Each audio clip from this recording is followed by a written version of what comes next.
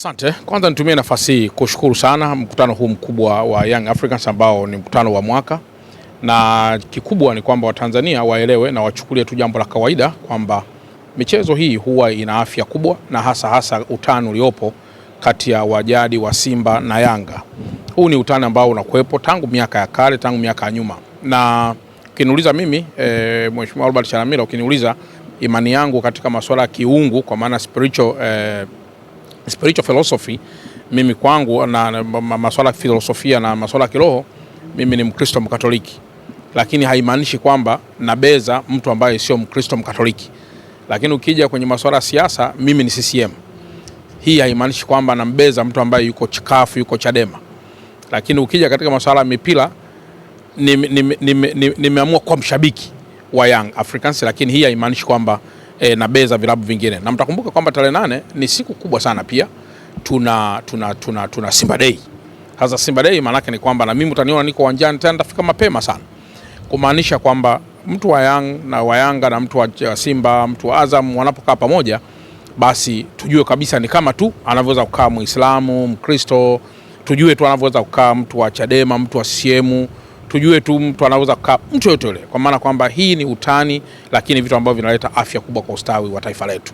Na mwisho zaidi ni kwamba mikutano kama hii, nimesema zamani ilikuwa inafanyika chini ya ulinzi mkubwa, kwa sababu kulikuwa kuna michezo ilikuwa kama fujo. Na mnakumbuka kuna wakati fulani hata kule kwenye uwanja wetu wa Taifa viti vilishawahi kung'olewa, watu walifanya uharibifu. Hatukusudii na tutarajii karne ya leo tuingie kwenye ugomvi ambao unakwenda kuharibu miundombinu, ugomvi ambao unahatarisha maisha ya mwanadamu, ugomvi ambao unaleta vitu vya kawaida. Lakini yote hii ili iweze kuwa michezo iweze kuwa na afya nzuri, tunahitaji viongozi wa clubs wawe ni watu ambao wanaongoza kwa hisia za watu wao, kwa hisia za clubs na sio kwa hisia ya kwao wenyewe. Tukianza tu babaishaji, kunyang'anya matokeo, kufanya vitu ambavyo si vya demokrasia, tutakuwa tunahatarisha afya clubs zetu, lakini zaidi pia tutakuwa tunahatarisha afya ya tasnia ya michezo nchini. Kwa nitoe wito kwamba hiki ambacho tumekiona leo kwa Young Africans ndio tutarajia kukiona pia katika clubs zingine zote. Sio afya kwa wajumbe na kwa wanachama kuanza kubishana makelele, kisa uongozi, kisa mapato, kisa vitu vingine vya namna hiyo. Tujenge clubs ambazo zitakuwa ziko nzuri katika kiwango cha kushiriki mashindano yoyote ya Afrika na hata duniani. Leo ukimuuliza rais wa FIFA aseme I know Young Africans. Ukimuuliza rais wa FIFA aseme I know Simba. Ukimuuliza rais wa FIFA aseme naifahamu Azam. Ukimuuliza rais wa CAF aseme naifahamu Yanga. Ukimuuliza rais wa CAF aseme naifahamu Simba. Ukimuuliza rais wa CAF aseme naifahamu Azam na naifahamu clubs zote zile ambazo ziko katika ukanda wa taifa letu. Hiyo itakuwa ndio sifa kubwa sana ya clubs zetu, kabla sijataja uongozi wa TFF ambao ndio mlezi sasa mama katika clubs zote ndani ya taifa letu. Mheshimiwa, umezungumza jitihada ambazo anafanya Daktari Samia Suluhu Hassan kuhakikisha michezo inaenda mbele, na sisi ni waandaaji, miongoni mwa waandaaji wa mashindano ya AFCON. Umezungumza issue ya viwanja. Tumeona baadhi ya mataifa yameandaa AFCON, baada ya kumalizika AFCON viwanja vyao vyote vimegeuka kwa magofu na majani yameota kwenye pitch. Neno lako kwa Yanga, umesema pale mna mpango wa kutouch viwanja hivi na vilabu vyetu. Yanga wana mpango kutengeneza uwanja. Watu wakasema kama mheshimiwa tujamuelewa vizuri, hebu waeke sawa. Hoja yangu ya msingi ni kwamba kwa mfano ukienda Cameroon walishawahi kupata nafasi ya kuandaa mashindano ya AFCON. Sina kumbukumbu nzuri, lakini kama miaka 7 miaka 8 iliyopita. Na walitengeneza viwanja vingi sana. Na ukiangalia ukanda ule wa West Africa, nchi kama Cameroon na nchi kama Senegal, nchi kama Senegal, nchi kama zote ni nchi ambazo ukiangalia vizuri sana timu za taifa zina nguvu kubwa sana, lakini bahati mbaya sana hawana clubs ambazo kama sisi hizi tulizonazo, na wanapokuwa nazo zinakuwa hazina nguvu kama ambavyo sisi Tanzania ni vice versa. Hizi clubs zinakuwa zina watu wengi sana pengine kuliko timu ile ya taifa. Sasa uwekezaji wa viwanja hivi ambao tunakuwa tunaufanya, ukiangalia kwa mfano kama Cameroon ambako nimesema, kwa kuwa timu ya taifa ndio inakuwa inapata popularity kubwa kwa sababu wachezaji wake wengi wanacheza clubs nyingi za nje. Maana yake ni kwamba ili uweze kuwa na michezo nayo wakutanisha timu ya taifa, maana yake inabidi uwe nayo mara kwa mara ili viwanja viwe na tija. Tunasema return to investment. Sasa kinachotokea ni kwamba kule ukiangalia viwanja wakati fulani vinabadilika vinakuwa magofu, kwa sababu timu zile ambazo zinaweza zikaleta fedha haichezwi mara kwa mara ndani ya taifa. Sasa hoja yangu ya msingi kwa Tanzania ni tofauti. Klabu ya Yanga na klabu ya Simba, let's say kwa mfano, ni clubs ambazo zinakutana mara kwa mara na zinakuwa zina mashabiki wengi katika taifa letu. Hoja yangu ya msingi ni kwamba kwa kuwa Young Africans wameonyesha nia kujenga uwanja, hilo sio tatizo. Lakini ninachokizungumzia mimi ni kwamba viwanja hivi leo vinajengwa pase kwa fedha za serikali. Maana ni miundombinu inayojengwa kwa fedha za serikali. Sasa ukiangalia ni kwamba viwanja hivi baadaye vinahitaji treatment ya nyasi, vinahitaji umwagiliaji, vinahitaji umeme, vinahitaji miundombinu yote iwe safi. Sasa tunapokuja kuzungumzia return to investment tunamaanisha nini? Kwamba namna gani sasa serikali itakuwa na hiyo fedha muda wote wa kuweza kumaintain hizo viwanja vyote kila wakati. Ndio tunakuja tunasema kwa kuwa sasa serikali inajenga yenyewe kwa fedha zake, basi ni muda mwafaka kwenye operations kwenda kwenye PPP, kwenye operations. Kwa maana namna sasa kuviendesha viwanja hiyo kwa mfumo wa ubia kati ya serikali au wizara ya michezo na clubs ambazo ziko serious katika taifa letu. Kwa mfano ukasema Azam mna uwanja wenu, lakini tushirikiane uwanja wa taifa wa Arusha. Yanga mna uwanja wenu, lakini hebu tushirikiane, chukueni kiwanja kimoja labda cha Gymkhana ambacho kitakuwa ndio kiwanja mama cha mazoezi yenu. Au wenzetu wa Singida, ninyi tunafahamu labda mna uwanja wenu, sasa tumieni uwanja huu, lakini baada hapo muwe na jukumu la kuservice viwanja katika zile gharama za kawaida. Kwa maana kama mahali tunahitajika kutoa milioni 10, basi wewe utatoa milioni 5, serikali itatoa milioni 5, lakini operations ni kwamba kitakuwa kinafahamika kama kiwanja serikali lakini mwendeshaji ni Yanga, kiwanja serikali lakini mwendeshaji ni Simba, kiwanja serikali lakini mwendeshaji ni Azam, kiwanja serikali lakini mwendeshaji wake ni Singida. Yote hiyo ni kwamba ni kugawana gharama, na hasa katika kipindi ambacho sio msimu wa kuweza viwanja kutumika muda wote na kuweza kupata fedha za viingilio vya watu ambao wanatumia viwanja hivyo.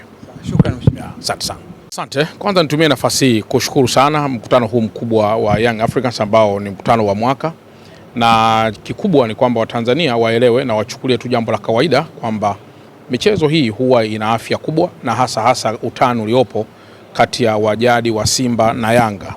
Huu ni utani ambao unakuwepo tangu miaka ya kale, tangu miaka ya nyuma. Na ukiniuliza mimi Mheshimiwa Albert Chalamila, ukiniuliza imani yangu katika masuala ya kiungu kwa maana spiritual philosophy, mimi kwangu na masuala ya filosofia na masuala ya kiroho, mimi ni Mkristo Mkatoliki. Lakini haimaanishi kwamba nabeza mtu ambaye sio Mkristo Mkatoliki. Lakini ukija kwenye masuala ya siasa, mimi ni CCM. Hii haimaanishi kwamba nambeza mtu ambaye yuko CUF, yuko Chadema. Lakini ukija katika masuala ya mipira, nimeamua kuwa mshabiki wa Young Africans, lakini hii haimaanishi kwamba nabeza vilabu vingine. Na mtakumbuka kwamba tarehe 8 ni siku kubwa sana pia.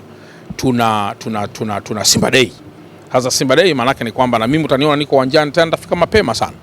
Kumaanisha kwamba mtu wa Yanga na mtu wa Simba, mtu wa Azam wanapokaa pamoja, basi tujue kabisa ni kama tu anavyoweza kukaa Muislamu, Mkristo, tujue tu anavyoweza kukaa mtu wa Chadema, mtu wa CCM, tujue tu mtu anaweza kukaa mtu yote yule, kwa maana kwamba hii ni utani, lakini vitu ambavyo vinaleta afya kubwa kwa ustawi wa taifa letu. Na mwisho zaidi ni kwamba mikutano kama hii, nimesema zamani ilikuwa inafanyika chini ya ulinzi mkubwa, kwa sababu kulikuwa kuna michezo ilikuwa kama fujo. Na mnakumbuka kuna wakati fulani hata kule kwenye uwanja wetu wa taifa viti vilishawahi kung'olewa, watu walifanya uharibifu. Hatukusudii na tutarajii karne ya leo tuingie kwenye ugomvi ambao unakwenda kuharibu miundombinu, ugomvi ambao unahatarisha maisha ya mwanadamu, ugomvi ambao unaleta vitu vya kawaida. Lakini yote hii ili iweze kuwa michezo iweze kuwa na afya nzuri, tunahitaji viongozi wa clubs wawe ni watu ambao wanaongoza kwa hisia za watu wao, kwa hisia za clubs na sio kwa hisia ya kwao wenyewe. Tukianza tu babaishaji, kunyang'anya matokeo, kufanya vitu ambavyo si vya demokrasia, tutakuwa tunahatarisha afya clubs zetu, lakini zaidi pia tutakuwa tunahatarisha afya ya tasnia ya michezo nchini. Kwa nitoe wito kwamba hiki ambacho tumekiona leo kwa Young Africans ndio tutarajia kukiona pia katika clubs zingine zote. Sio afya kwa wajumbe na kwa wanachama kuanza kupishana makelele, kisa uongozi, kisa mapato, kisa vitu vingine vya namna hiyo. Tujenge clubs ambazo zitakuwa ziko nzuri katika kiwango cha kushiriki mashindano yoyote ya Afrika na hata duniani, Leo ukimuuliza rais wa FIFA aseme I know Young Africans. Ukimuuliza rais wa FIFA aseme I know Simba. Ukimuuliza rais wa FIFA aseme naifahamu Azam. Ukimuuliza rais wa CAF aseme naifahamu Yanga. Ukimuuliza rais wa CAF aseme naifahamu Simba. Ukimuuliza rais wa CAF aseme naifahamu Azam na naifahamu clubs zote zile ambazo ziko katika ukanda wa taifa letu. Hiyo itakuwa ndio sifa kubwa sana ya clubs zetu kabla sijataja uongozi wa TFF ambao ndio mlezi sasa mama katika clubs zote ndani ya taifa letu. Mheshimiwa, umezungumza jitihada ambazo anafanya Daktari Samia Suluhu Hassan kuhakikisha michezo inaenda mbele, na sisi ni waandaaji, miongoni mwa waandaaji wa mashindano ya AFCON. Umezungumza issue ya viwanja. Tumeona baadhi ya mataifa yameandaa AFCON, baada ya kumalizika AFCON viwanja vyao vyote vimegeuka kwa magofu na majani yameota kwenye pitch. Neno lako kwa Yanga, umesema pale mna mpango wa kutouch viwanja hivi na vilabu vyetu. Yanga wana mpango kutengeneza uwanja. Watu wakasema kama mheshimiwa tujamuelewa vizuri, hebu waeke sawa. Hoja yangu ya msingi ni kwamba kwa mfano ukienda Cameroon walishawahi kupata nafasi ya kuandaa mashindano ya AFCON. Sina kumbukumbu nzuri, lakini kama miaka 7 miaka 8 iliyopita. Na walitengeneza viwanja vingi sana. Na ukiangalia ukanda ule wa West Africa, nchi kama Cameroon na nchi kama Senegal, nchi kama Senegal, nchi kama zote ni nchi ambazo ukiangalia vizuri sana timu za taifa zina nguvu kubwa sana, lakini bahati mbaya sana hawana clubs ambazo kama sisi hizi tulizonazo, na wanapokuwa nazo zinakuwa zina nguvu kama ambavyo sisi Tanzania ni vice versa. Hizi clubs zinakuwa zina watu wengi sana pengine kuliko timu ile ya taifa. Sasa uwekezaji wa viwanja hivi ambao tunakuwa tunaufanya, ukiangalia kwa mfano kama Cameroon ambako nimesema, kwa kuwa timu ya taifa ndio inakuwa inapata popularity kubwa kwa sababu wachezaji wake wengi wanacheza clubs nyingi za nje. Maana yake ni kwamba ili uweze kuwa na michezo inayowakutanisha timu ya taifa, maana yake inabidi uwe nayo mara kwa mara ili viwanja viwe na tija. Tunasema return to investment. Sasa kinachotokea ni kwamba kule ukiangalia viwanja wakati fulani vinabadilika vinakuwa magofu kwa sababu timu zile ambazo zinaweza zikaleta fedha haichezwi mara kwa mara ndani ya taifa. Sasa hoja yangu ya msingi kwa Tanzania ni tofauti. Klabu ya Yanga na klabu ya Simba, let's say kwa mfano, ni clubs ambazo zinakutana mara kwa mara na zinakuwa zina mashabiki wengi katika taifa letu. Hoja yangu ya msingi ni kwamba kwa kuwa Young Africans wameonyesha nia kujenga uwanja, hilo sio tatizo. Lakini ninachokizungumzia mimi ni kwamba viwanja hivi leo vinajengwa pase kwa fedha za serikali. Maana yake ni miundombinu inayojengwa kwa fedha za serikali. Sasa ukiangalia ni kwamba viwanja hivi baadaye vinahitaji treatment ya nyasi, vinahitaji umwagiliaji, vinahitaji umeme, vinahitaji miundombinu yote iwe safi. Sasa tunapokuja kuzungumzia return to investment tunamaanisha nini? Kwamba namna gani sasa serikali itakuwa na hiyo fedha muda wote wa kuweza kumaintain hizo viwanja vyote kila wakati. Ndio tunakuja tunasema kwa kuwa sasa serikali inajenga yenyewe kwa fedha zake, basi ni muda mwafaka kwenye operations kwenda kwenye PPP, kwenye operations. Kwa maana namna sasa kuviendesha viwanja hiyo kwa mfumo wa ubia kati ya serikali au wizara ya michezo na clubs ambazo ziko serious katika taifa letu. Kwa mfano ukasema Azam mna uwanja wenu, lakini tushirikiane uwanja wa taifa wa Arusha. Yanga mna uwanja wenu, lakini hebu tushirikiane, chukueni kiwanja kimoja labda cha Gymkhana ambacho kitakuwa ndio kiwanja mama cha mazoezi yenu. Au wenzetu wa Singida, ninyi tunafahamu labda mna uwanja wenu, sasa tumieni uwanja huu, lakini baada hapo muwe na jukumu la kuservice viwanja katika zile gharama za kawaida. Kwa maana kama mahali tunahitajika kutoa milioni 10, basi wewe utatoa milioni 5, serikali itatoa milioni 5, lakini operations ni kwamba kitakuwa kinafahamika kama kiwanja serikali lakini mwendeshaji ni Yanga, kiwanja serikali lakini mwendeshaji ni Simba, kiwanja serikali lakini mwendeshaji ni Azam, kiwanja serikali lakini mwendeshaji wake ni Singida. Yote hiyo ni kwamba ni kugawana gharama, na hasa katika kipindi ambacho sio msimu wa kuweza viwanja kutumika muda wote na kuweza kupata fedha za viingilio vya watu ambao wanatumia viwanja hivyo. Shukrani. Asante sana.